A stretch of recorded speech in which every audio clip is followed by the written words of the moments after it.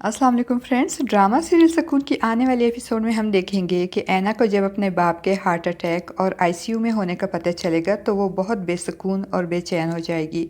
और हमदान से रिक्वेस्ट करेगी कि वो एक बार उसे अपने घर ले चले ताकि वो अपने बाप से माफ़ी मांगकर उन्हें अपनी सच्चाई बता सके। और हमदान के पूछने पर कि अगर इन्होंने फिर भी आपको माफ़ नहीं किया तो क्या करेंगी, तो ऐना जवाब देगी कि फिर मैं अपनी किस्मत से कंप्रोमाइज़ कर लूँगी। और फिर हमदान ऐना को इसके बाप से मिलवाने हॉस्पिटल लेकर जाएगा तो वहाँ सब ऐना को देखकर नागवारी का इजहार करेंगे और ये सब देखकर और इनकी बेहिसी और इनका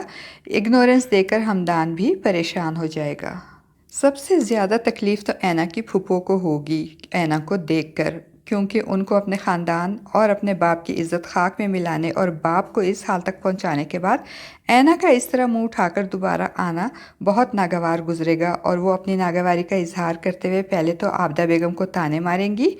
और गुस्से से कहेंगी कि देखो आबदा बेगम, अपनी बेशर्म बेटी के करतूत, इतना कुछ हो गया और ये फिर भी धड़ल्ले से यहाँ पहुँच गई। और फिर इनकी तोपों का रुख ऐना की तरफ हो जाएगा और वो उसे कहेंगी कि क्यों आई हो यहाँ अब। तो ऐना कहेगी कि अब्बा से मिलने और इनको देखने आई हूँ, जिस पे वो फिर जहर उगलते हुए कहेगी कि बाप का इतना ही ख्याल था तो ये हरकत करने से पहले 100 बार सोचती। मगर सिर्फ आयमा ऐसी होगी जो ऐना को देखकर खुश होगी और उसे गले लगाएगी। और जब ऐना की फूफो और उसकी अम्मी भी ऐना को महमूद साहब से मिलने की इजाज़त नहीं देंगी तो आयमा ऐना की तरफदारी करते हुए अपनी माँ को समझाएगी कि ऐना का अबू से मिलना बहुत ज़रूरी है, क्योंकि जब तक ऐना की सच्चाई अबू के सामने नहीं आएगी कुछ भी ठीक नहीं होगा। और फिर ऐना अपनी फूफो की बातों को नज़रअंदाज करते हुए उनकी मुखालफत के बावजूद अपने बाप से मिलने इनके रूम जाएगी, जो आंखें बंद किए शायद सो रहे होंगे, मगर ऐना के हाथ का लम्स महसूस करते ही आंखें खोलकर ऐना की तरफ देखेंगे और फिर नफ़रत से मुंह मोड़ लेंगे।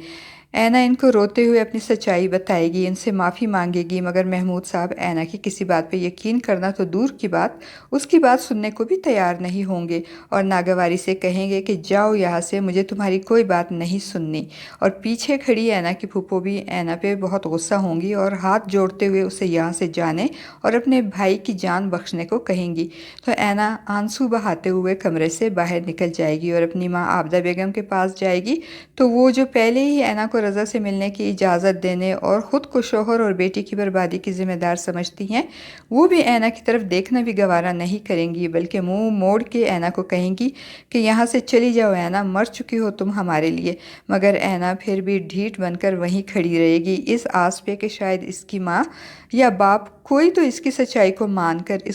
इसकी माफ़ी कबूल कर ले और इसे गले लगा ले। मगर ये तो सिर्फ ऐना की सोच ही होगी, हकीकत में तो अब ऐना वाकई सबके लिए मर चुकी होगी। तभी तो हमदान भी ऐना को चलने को कहेगा, तुमने सुना नहीं, तुमको जाने को कह रहे हैं ये सब लोग, जिन लोगों ने तुम पे पहले एतबार नहीं किया वो अब कैसे करेंगे, अब चलो यहाँ से। और ऐना एक बार फिर अपनी किस्मत पे आंसू बहाते हुए हमदान के साथ जा रही होगी तो आयमा ऐना से कहेगी कि क्या ऐसा नहीं हो सकता कि उस्मान भाई की सच्चाई अबू के सामने आ जाए